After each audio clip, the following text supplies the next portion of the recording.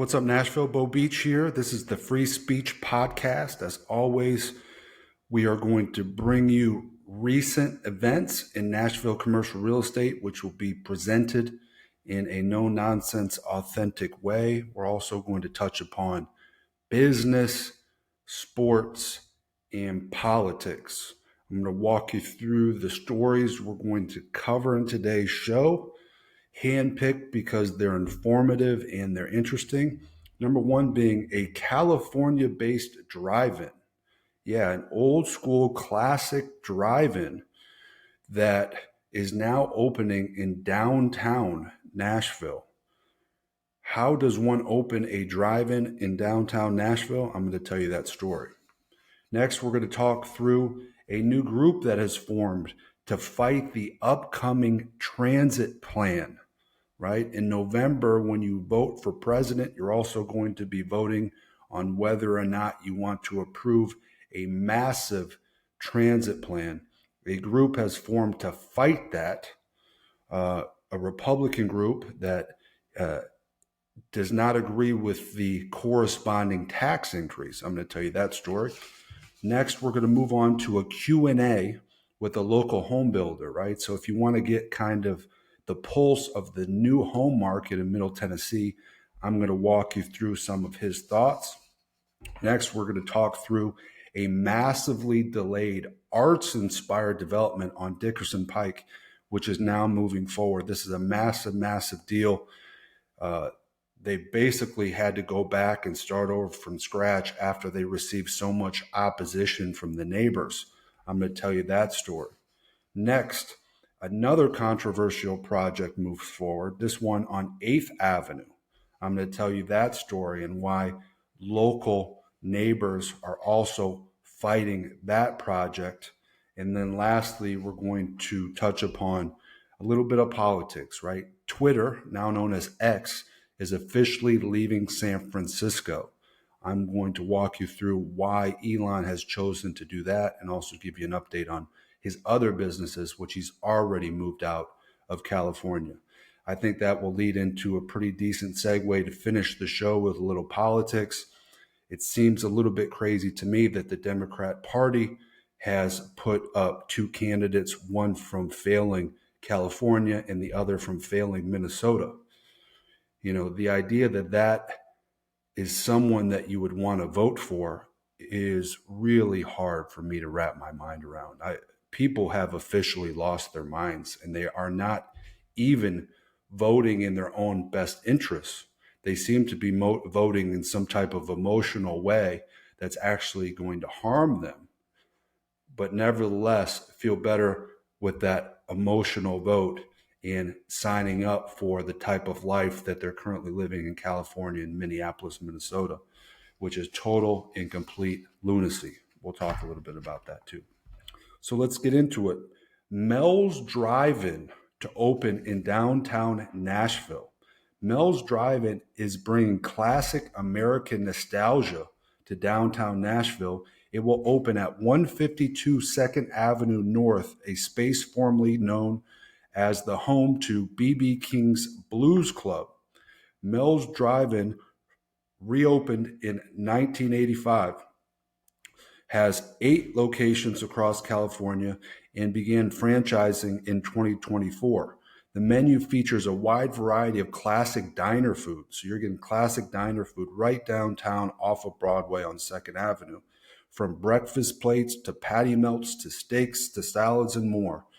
For dessert, think malts, milkshakes, spiked or not. So, you know, if you're really a crazy person, put alcohol in a milkshake. Hot fudge sundaes and pies. Unexpected, though, from a classic diner, Mel's also offers smoothies, juices, wellness shots, a full coffee menu, beers, wine, and champagne. This is the first out of California expansion since the company was founded in 1947, right? So if all of their locations are in California, why in the world would their first out-of-state expansion be in a place that's the opposite of California, right? California and Tennessee are opposites. Well, let's Hear it right from one of the partners in Mel's. We've been looking to open a Mel's out of state for a while and just fell in love with Tennessee. My family and I have a place there, so we just love the Tennessee lifestyle, he said. They've been looking to bring the restaurant his grandfather started to Nashville since 2021. We really wanted to be in downtown. We really wanted to be where the country music scene is. The Mel's Drive-In is going to be more of a diner, y'all. They're calling it a drive-in. There's no driving in. There's no parking associated with this property. You're going to just need to find parking downtown, wherever you can find it, and then walk to this classic diner, which is called Mel's Drive-In. The space is 10,000 square feet and will have a vintage diner feel. Down the street, Opry Entertainment Group is opening Category 10 in partnership with country music star Luke Combs. That is a 67,000 square foot entertainment complex, which will have a concert venue, sports bar, outdoor deck, and more. So a classic diner calling itself a drive-in is leaving California and opening its first location outside the state in the heart of downtown Nashville. So I wish them well. I think most of the money to be made in downtown Nashville is on alcohol sales. So it'll be telling to see if you can really make a living just selling diner food. We'll find out soon enough, but maybe it's fitting an unmet need, right? It's a unique niche downtown. The nostalgia of a classic diner steps away from crazy Broadway. Who knows? Maybe it'll work. I don't like to see a lot of businesses coming from California and invading Tennessee. Last week we talked about Craig's, which is kind of an uppity cafe that's coming from West Hollywood and is also entering Nashville. So I don't like to see a lot of this California influence, but for whatever reason, these folks in California think the future lies in Tennessee. So I suppose we should feel somewhat good about that. Let's keep moving. Transit plan opposition. Ahead of November's vote, Mayor Freddie O'Connell's transit plan has some opposition. A new group has formed to fight the referendum on the upcoming ballot. They call themselves the Committee Against Unfair Tax. The group, led in part by former Metro Council member Emily Evans, Davidson County Republican Party leader Beth Campbell, and attorney Diane Farrell Neal, takes particular issue with the proposed half-cent tax increase to 9.75%. Remember, O'Connell's plan would take $3.1 billion to fully build today. According to the forecast from the mayor's office directly, his transit plan would cost more than $6.9 billion to build and operate over a 15-year period. Remember, y'all, that's not improving your roads. That's not improving the congestion on your roads, right? This is a glorified transit welfare plan where the major investment is being made into bus services, right? So perhaps if you're someone that rides the bus or is open-minded to riding the bus, perhaps this is something that excites you. But no one I know rides the bus. I would never ride the bus. So $3.1 billion for a project that is not in any way going to solve the congestion problem during rush hour in Nashville seems to be a miscalculation. Let's get into this. This is a quote from this group. People have already sustained a pretty significant increase in property taxes in 2020 when the city passed a 34% increase. That was a price shock that has yet to be absorbed. Then you're talking about a 22% increase in the local option sales tax, and there's already talk about another property tax increase this year. So this is a group that's opposed to raising taxes. I wish there were more groups like this. We are already taxed at an insane amount in this country. This idea that taxes always go up is insanity. We need to be rolling back taxes. We need to be limiting the size, scope, and cost of government. We do not need government spending $3 billion and then a total of $7 billion on a welfare transit system that is in no way going to solve any of our transit problems. More foolishness from our government leaders. I recommend you vote against the transit plan once again. Let's keep moving. Q&A with a home builder. The question asked was, how has home building changed over the years? The answer, I've been here for 25 years. Even in that time period, just the size of the home, the features that people now require. You don't have to look back that far to see where a 2-car garage or a 2.5 bathrooms were more than adequate. Now the homes, at least that we build, many of them have 3 or 4-car garages. Every bedroom either has an ensuite bathroom or a walk-in closet. Just the sheer size and features of homes are so much more grand than they were when I started 25 years ago. What issues are you currently facing in the industry? What we've seen evolve in those years is there's less neighborhood lots available. So what we're seeing is people wanting to build on larger tracts and maybe a little bit further out. We're also seeing a pretty good influx of demolition, right? Demos, where we're building on larger lots and tearing down houses that were built in the 50s and 60s. The cost of land is probably the biggest driver, at least in the Middle Tennessee area. You can go back 10 years and it was easy enough to find a 5-acre tract somewhere in one of the surrounding counties for $75,000 or $100,000. That same lot today is maybe $275,000 to $300,000. Are you noticing any trends right now in the home building industry? The 2 trends he mentions is multi-generational, right? People are looking for space for their in-laws, but they want their own space, so we're able to create a suite that is either part of the home or has its own entrance, but it's attached to the home. A lot of times the parents or the in-laws are making contributions financially to buy the land or put money in so that they're both able to get a nicer home, but it also meets both their needs. That's an interesting idea, right? That is a very common style of living in other cultures. In the US, this hasn't become real popular, but now with the cost of everything going sky high, it makes sense to me that a multi-generational household will pencil out, right? And the other thing that he mentioned as a trend right now is the teardown market, right? That's becoming 30% of our construction pipeline is tear down and rebuild. So you're buying lots with existing homes, scraping those homes off the lot and starting over with new constructions. And lastly, what are your expectations and predictions for the home building industry in the coming months? If you believe all the news reports about September, we'll get a rate cut.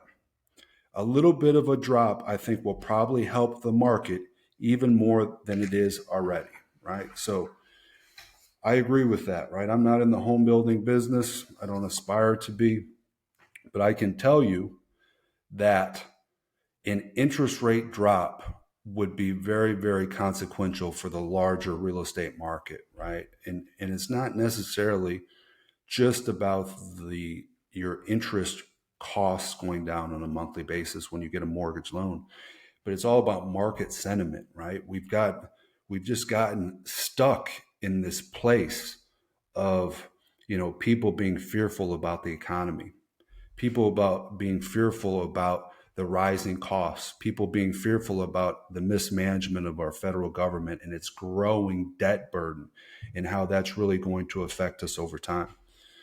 So we're in a pause right now in the commercial real estate market for a large percentage of buyers. They're just sitting it out, waiting for something to give them confidence to get back in the game. And that thing that will give them confidence to get back in the game, in my opinion, is an interest rate cut. It doesn't even need to be a big one. We just need some positive momentum. This last 3.5 years over under Joe Biden and the Democrat regime has really been difficult for business owners. It's been difficult for consumers. You're paying 2 or 3 times as much at the grocery store. All of the inflation numbers around food are fake, right? I saw something the other day. If you're someone that orders your groceries online, for example, at Walmart, you can put your whole cart online and they will package it for you and you can just go and pick it up, right? And then it's saved in your history. I saw a person that had a cart saved from 2020, right?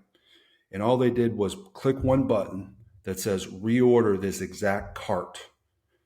So in 2020, the cost of this cart was $116, right? $116 used to be what you could get a lot of groceries for. He pressed reorder this exact same order in 2024, and the cost of that $116 order was now over $400. So $116 to over $400 in just 3.5 years of Democrat rule. The idea that food prices have only gone up 20 or 30% is absolute lunacy. And anybody that believes that doesn't have a very functioning brain, right? So you can't just regurgitate these numbers that the federal government is spoon feeding you. Use your eyes.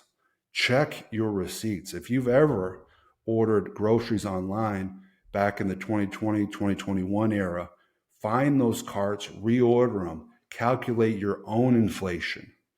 Food inflation is over 100%, but they're trying to sell you on this idea that it's 20 or 30%. No one that's actually buying food in reasonable quantities for like a family, for example, thinks the prices have gone up 20 or 30%. It is dishonest to claim so. So that's what I've got for you on that story, y'all. Let's keep moving. A massively delayed arts-inspired development moves forward. So what happened here? After nearly 3 years of behind-the-scenes work, so imagine you're a developer. You go out and buy a large site for development. You're now sitting on it, making payments on it for 3 straight years without any income coming in. All the money related to this project is all outgoing. You're hiring all of your soft costs, right? Your engineers, your inspectors, your environmental consultants, your architects. All of this money is going out for 3 straight years before you even put a shovel in the ground. If you've got big balls and deep pockets, try the development business out. Very, very difficult business. Everyone looks at it like, oh, this is the get rich quick thing. Developing commercial real estate, developing any type of property is very, very challenging. After nearly 3 years of behind-the-scenes work, a massive Dickerson Pike project is taking a major step forward. Nashville-based Holiday Ventures is seeking final site plan approval for its 36-acre arts-inspired development. The land on Dickerson Pike is very, very valuable, y'all. This is a 36-acre development. Evan Holiday, CEO of Holiday Ventures, said the firm received a ton of pushback when it started planning the project, which it called Artist Lofts. The first 2 phases of the development, located at 3539 Dickerson Pike, will offer 412 apartment units, 38 townhomes, and 2,500 square feet of restaurant space and a daycare. The third phase will include 75 more residential units that will be offered for sale. This includes 18 single-family homes, 12 stacked townhomes, and 45 tree houses. You heard that right, tree houses. Nearly 26 acres of the property will be reserved for active open space with walking trails, greenways, a park, and pavilion structures. The master plan community will also offer a playground, amenity building, and an outdoor amphitheater. So you're buying 36 acres to develop 10 of it and leave 26 acres untouched as park space. The community members took issue with the high residential density that was planned towards the back of the project site rather than fronting Dickerson Pike. So their big complaint was, oh, if you're going to be building all this density, we want you to be right on top of Dickerson Pike. We don't want you to set it back off of Dickerson Pike. Like, really? Of all the things to fight about, I don't fully understand why that's so substantial. Nevertheless, quote from Evan Holiday: there were 4 or 5 more parcels that we had to assemble from 5 different property owners to get the Dickerson Pike frontage we needed. It took over 12 months. It was a massive delay in our timing. It delayed everything we were working on, but it ultimately gave us the frontage for more density there. So because the neighbors on Dickerson Pike, which if you've not been on Dickerson Pike, very much needs gentrified, right? That the property is very valuable because, real estate investors are forward looking, right? They know that it's got a lot of potential, but as of right now, it needs very, very in need of gentrification, right? They had to go out and assemble 4 or 5 more properties from 5 different property owners just to get more land above and beyond their 36 acres. They needed more land fronting Dickerson Pike to make these neighbors happy. Not an easy thing to do. All of this with absolutely no income. All the money's going out, no money's coming in. You already put down the money for 36 acres. And now you've got to go out and buy 5 more properties because the neighbors threw a fit. Holiday Ventures plans to gear the development toward local artists and musicians who have been pushed out of neighborhoods as the city continues to grow and rent rates rise. Dickerson Pike is quickly transforming into the new front door to East Nashville.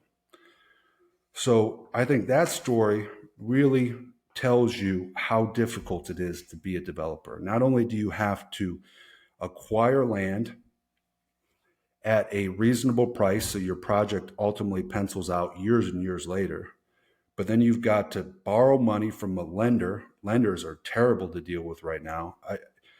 I would rate lenders even below politicians in credibility. Lenders have simply stopped lending to people that need the money. It's unbelievable the state of our banking system in this country.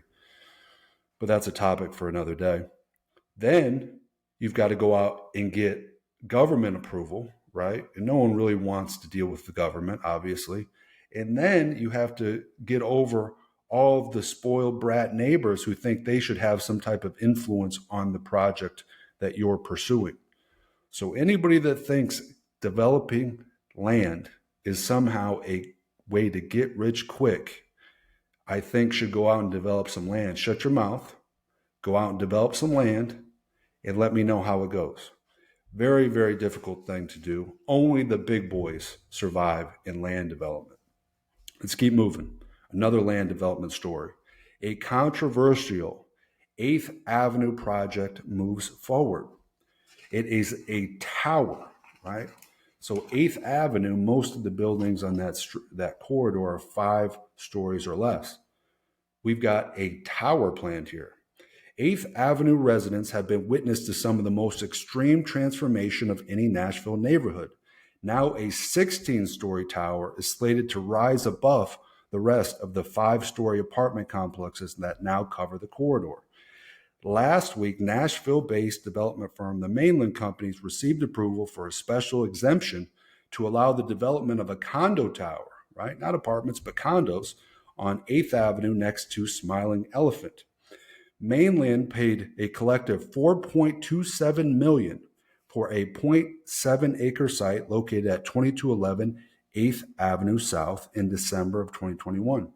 The property is located within a 2-block radius between Berry Hill and Wedgwood Houston zoning codes, right? So in between Berry Hill and Wedgwood Houston, there's 2 blocks that have a different kind of zoning that allows for a much taller development than the surrounding areas. The existing zoning actually would allow them to construct a 12-story tower with no exemptions needed. Nevertheless, Mainland went out and got an exception, right, that allowed them to grow their project from 12 stories to 16 stories. They're calling this project 22118, which is not a good name. I will tell you that. That's not a good name. 22118 is not a good name. It will offer 100 to 120 residential units with a broad range of price points as well as ground level retail space. This is just one of the many similar cases where tension between old Nashville and new Nashville arises as new developers and investors continue to reshape the city, right? So these neighbors did not want this project to get complete at 12 stories, right? Everything else is 5 stories. They say, hey, if everything else is 5 stories, you should make these guys build to 5 stories too. The problem is zoning code decides what can be built there and what cannot be built there. And they bought this property knowing that they could go up 12 stories. They then requested the exemption so they could go to 16 stories because, as they argued, it would make a much more attractive building. The local government entity agreed, approved the project, and the neighbors lost this battle. Now, last story of the day. Twitter, now known as X, leaves San Francisco. Elon Musk says no choice but to close X's longtime San Francisco headquarters. This is a move that Musk confirmed is a result of frustrations in operating in San Francisco and elsewhere throughout California. Quote, I had no choice. It is impossible to operate in San Francisco if you're processing payments. The impending closure lands a couple of weeks after the tech mogul said he would relocate X's headquarters to Austin, Texas. So he already relocated their headquarters to Austin, but now is fully closing their former headquarters in San Francisco. It's a property that they lease. It's just going to sit there vacant until they can sublease it or their lease runs out. He also relocated his aerospace company, SpaceX, from California to Texas in moves he said were in opposition to a new California law banning school districts from requiring schools to notify parents if their child asks to change their gender identification. Musk has been a vocal critic of San Francisco and California politics. He has repeatedly commented on concerns such as homelessness, crime, and the rising costs of doing business in the state. In addition to X and SpaceX, Musk is also the head of electric car maker Tesla, which relocated its headquarters from California to Texas prior to the billionaire's 2022 acquisition of what was then known as Twitter. X leases 458,000 square feet at its former headquarters in San Francisco, where it has been based since 2012. So we're talking about a huge, huge block of space. Very, very problematic for the San Francisco office market, which is already really struggling. They've really, if you want to see what happens to a once thriving city after it's under complete Democrat control, I would argue the best case study is San Francisco, California. They have absolutely ruined that city. The businesses that employ people there are all leaving. It is unsafe.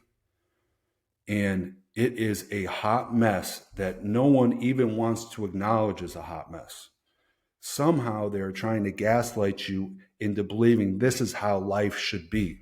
A life without business, a life without safety, a life without cleanliness, a life that you can't let your wife go downtown by herself because it's unsafe, a life where government employees and teachers get to overrule you on important decisions with your children.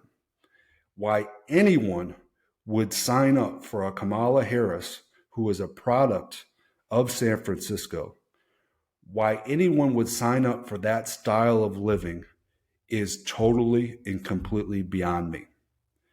I really do not understand it.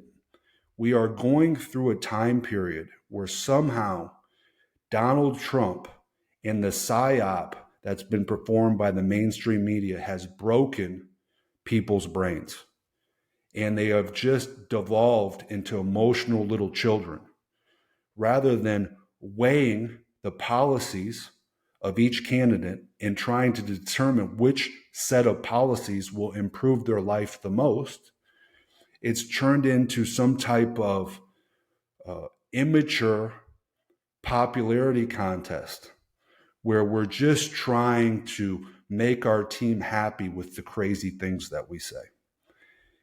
I don't understand why anyone would not simply vote for president based on what is in their own individual best interests.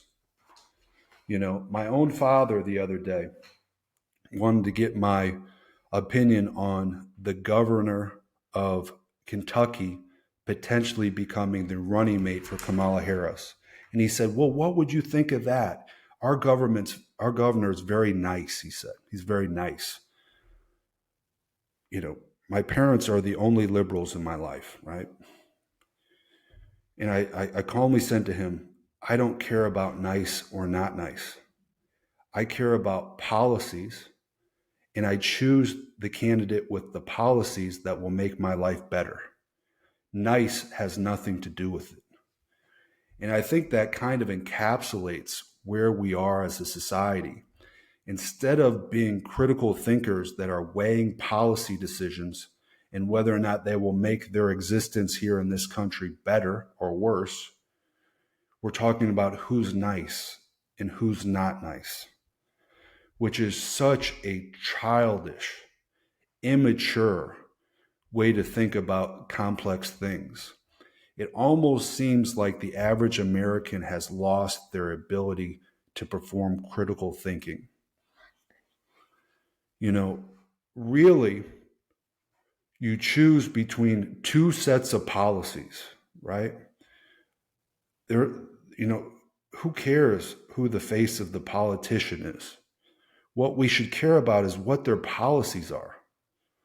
You know, if you ask Democrats what the policies of Kamala Harris are, I don't think you're going to get very many intelligent responses that can really lay out how she plans to govern if she were to win. It's more about feel and emotion and cheerleading for ideas that we like, right? And less about really knowing what this person is going to do when they get in office and what effect those things they're doing are going to have on your life, right? I remember before Joe Biden took office, I was standing in my kitchen. I remember this clearly.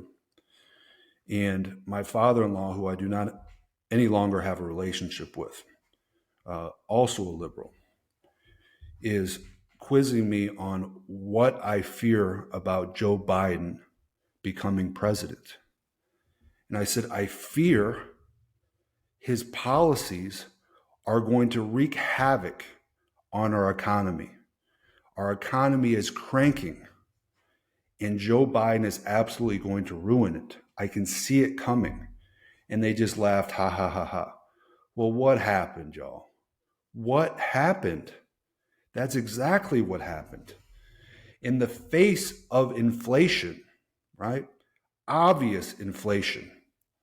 Joe Biden, just having become president, could not wait to start putting his policies in action, even if all those policies are really just spending more money we don't have, right?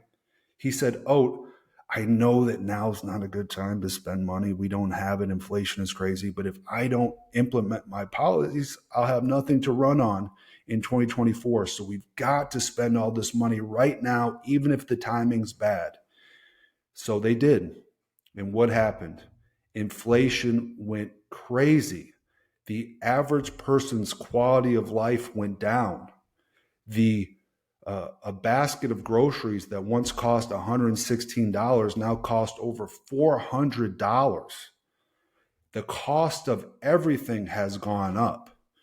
The cost of a comfortable life for the average American family has gotten so high that it seems like it's out of reach.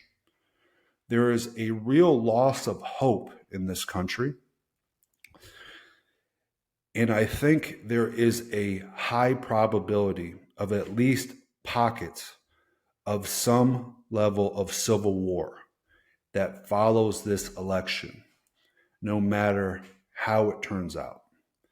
I think the probability of civil war is lower if Trump wins. I think the probability of civil war is higher if the Democrat ticket wins.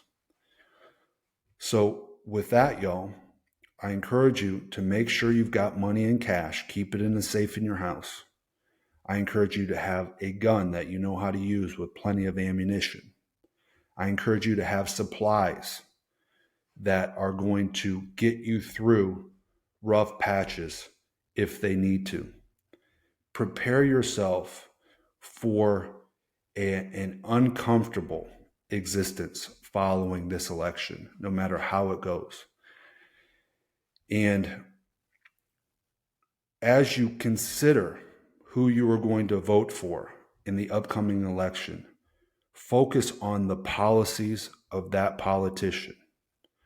Focus on how those policies will affect your life, and choose the politician not on who's nice and who's not nice, but on whose policies are actually going to help you achieve your goals, to make your life easier, right?